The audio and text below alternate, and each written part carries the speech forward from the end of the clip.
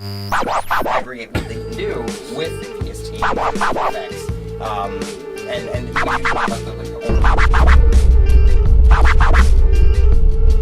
Greetings and welcome back to my channel. My name is Brett and I'm glad you're here. On this channel I discuss books. I discuss books that I'm currently reading, books that I have read and enjoyed, books that I've hated, books that have challenged me, and books that have changed the way that I collect books, books that have even changed the way that I see the world, books that have advanced me in some way, so to speak. If you're new to my channel, I invite you to subscribe, Black Lit Geek. Take a moment and click that subscribe button, and I hope you enjoy this video. This is another video. This is video number 11 in the Dead Man's book collection. Mr. Talerski's book collection is thinning down, but we have 11 books, 10 of which I'm positive we haven't discussed previously, and one we may have, but I threw it back in there because I wasn't 100% sure. So without further ado, let's get into the books. Okay, so the first book was Valerie Sherwood. It's called This Loving Torment.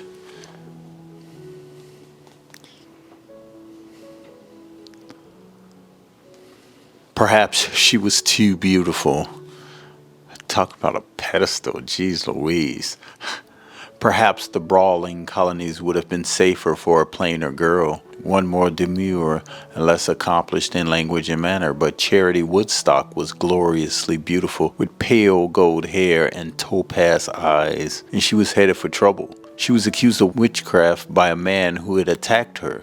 She was whisked from the stake by a highwayman, in whose arms she found joy but no sanctuary. Fate flung her from the manor of a Dutch patroon to the simple hut of a Quaker, from pirate ship to plantation. Beauty might have been her downfall, but Charity Woodstock had a reckless passion to live and a fine determination to give herself only for love. She would challenge this new world and win. Of course she would. Of course. She has to. This book says ransom.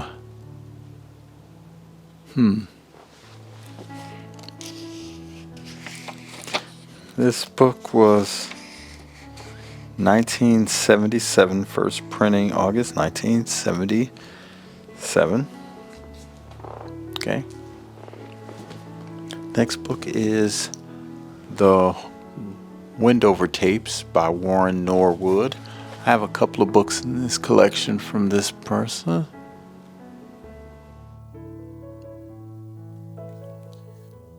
Far out in the depths of space turns the world called Brisbane, the planet of flowers. In this sentient starship Windhover, Gerald Manley comes to the strange world with his wife Shrill and his young daughter Serena to probe the deadly mystery of its beautiful flora.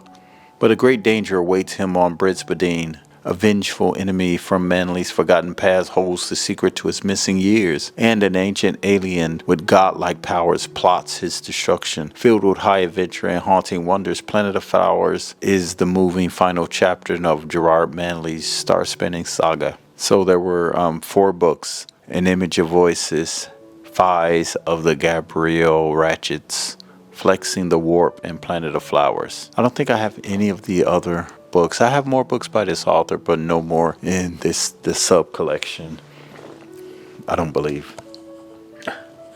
Dorothy L. Sayers, Busman's Honeymoon.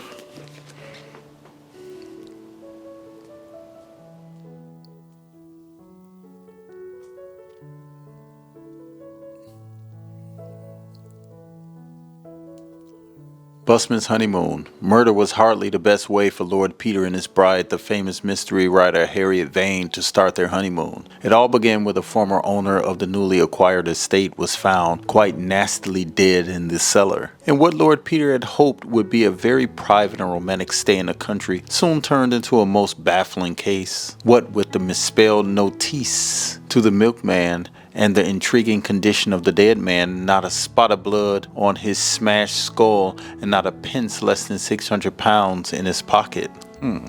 Interesting.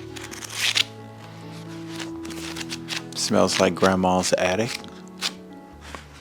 No markings. You can actually see how it may have been a receipt there. It's not there anymore, but I don't see anything in in the jacket.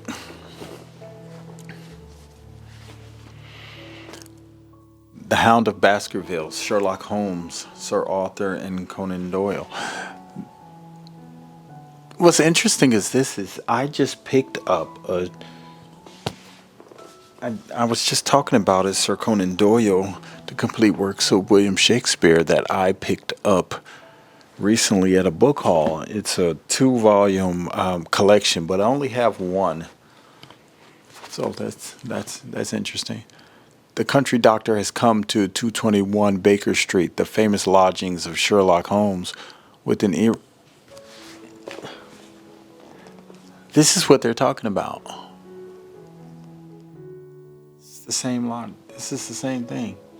It even says it, a glimpse of Holmes's flat at 221B Baker Street. The country doctor has come to 221B Baker Street, the famous lodging of Sherlock Holmes, with an eerie tale, the legend of the hounds of the Baskervilles, the devil beast that haunts the lonely moors around the Baskervilles' ancestral home. The tale warns the descendants of that ancient family never to venture out of the moor. But Sir Charles Baskerville is now dead, and the footprints of a giant hound are found near his body. Will the new heir of the Baskervilles meet the same dreadful fate? Sherlock Holmes and his faithful friend Dr. Watson are faced with their most terrifying case in this wonderful classic of masterful detection and bone-chilling suspense.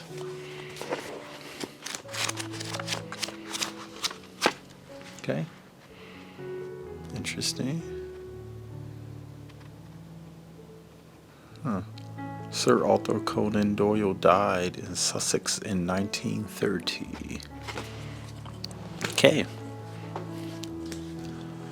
Okay, William Shakespeare, Twelfth Night by William Shakespeare.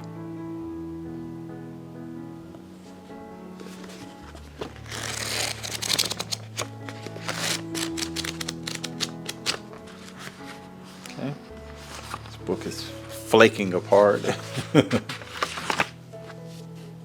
The Twelfth Night Shakespeare plays with the intersections of love and power. The Countess Olivia is presented to us at the play's beginning as an independent and powerful woman. The sudden deaths of her father and her brother have left her in charge of her own household, and thereby given her power over such male relatives as Sir Toby Belch. Her status as a wealthy aristocrat single woman makes her the focus of male attention, and she is especially attractive to Duke Orsino, who, as the play begins, is already pursuing her. Okay.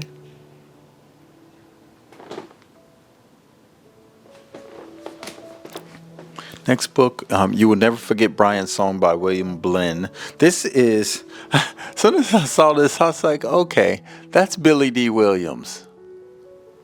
This is from the 70s. That's Billy D. Williams. Two men, one named Gale Sayers, who was a Chicago Bear. The other, Brian Piccolo.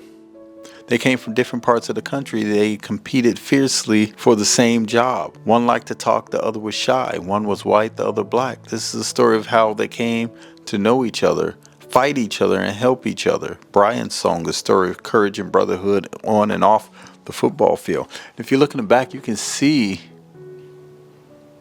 the bear symbol. And of course, this was made a movie. James Caan played Brian Piccolo. Billy D. Williams played the role of Gale Sayers. It's 1972. Brian Piccolo died of cancer at the age of 26.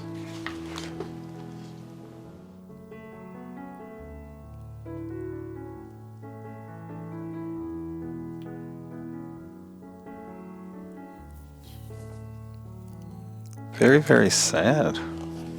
God, I don't even know if I want to read that. The Queen of Crime, P.D. James. Cover her face. Sally Jupp was a shy and sensuous young woman who had used her body and her brains to make her way up the social ladder. I think I've read this before. Now she lay across her bed with dark bruises from a strangler's fingers forever marring her lily-white throat. Someone has decided that the wages of sin should be death, and it was up to Chief Inspector Adam Dalgleish to find out who that someone was. 1962. Wow.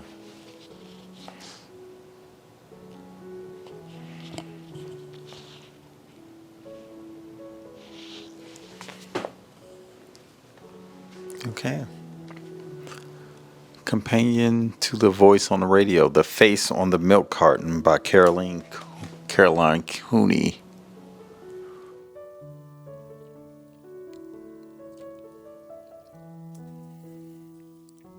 No one ever really paid close attention to the faces of the missing children on the milk cartons, but as Janie Johnson glanced at the face of the ordinary little girl with her hair in tight pigtails, wearing a dress with a narrow white collar, a 3-year-old who had been kidnapped 12 years before from a shopping mall in New Jersey, she felt overcome with shock. She recognized that little girl. It was she. How could it possibly be true? Janie can't believe that her loving parents kidnapped her, but as she began to piece things together, nothing makes sense. Something is terribly wrong. Are Mr. and Mrs. Johnson really Janie's parents? And if not, who is Janie Johnson and what really happened? Oh my goodness. I don't even know what to say. This is a relatively short read. I could finish this today, for real. You know, I could read this in a day. Huh. Okay. Alan Drury, The Roads of Earth.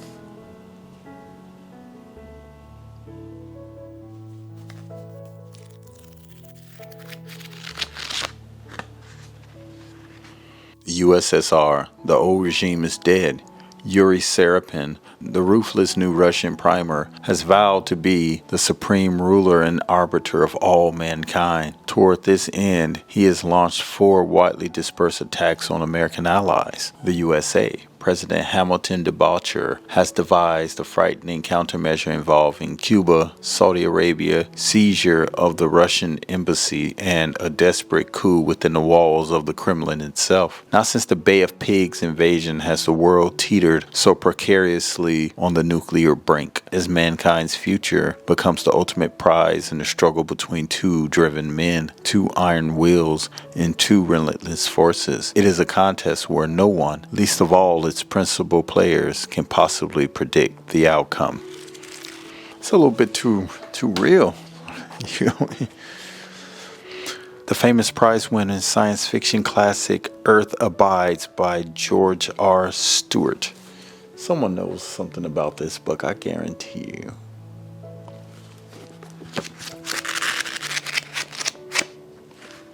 Okay, you can see that there was once a little receipt there. It's becoming a second moniker for Mr. Tularsky. Copyright 1949. Copyright renewed in 76. This is a Fawcett Crest, so it's 71. This was reprinted in 71. That's what this book is when this book was printed, 1971. Earth Abides, a novel about a tomorrow that could never happen. In this unforgettable story about the aftermath of a catastrophe that has wiped out almost the entire population of America, George R. Stewart brings into chilling focus the terrors, the challenges, and the triumphs of human survival.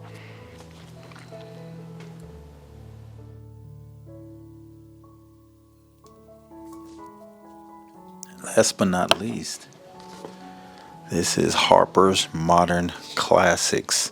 And the name of this book is Green Mansions.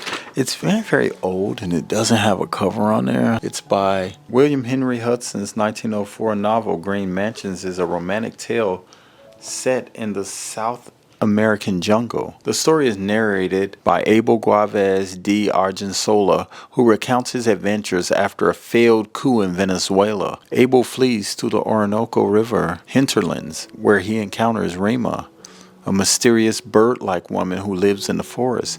Abel falls in love with Rima, but she is ultimately destroyed by superstitious aboriginals. Okay, so this is considered a classic. green mansions. County can't see that very well, but okay, so there you have it. Those are more books from the Dead Man's Book Collection. I appreciate you spending this time with me. I will be doing another video. I think I have one more shelf, small shelf, filled with science fiction novels. I have a couple more classics, but a lot of these classics didn't have a lot of identifiers in them, so they're getting a little bit scarce as far as, and I've already combed through for pictures and things of that nature. So yeah, I want to thank you for watching this video. My name is Brett Bonner. As always, I appreciate you taking your time, and if you've heard of any of these books, please feel free to comment and let me know what you thought of them and what you think of these recent pulls from the Thomas Tversky collection. And thank you for watching, and I will see you in the next video. Peace. Create what they can do with the PST effects, and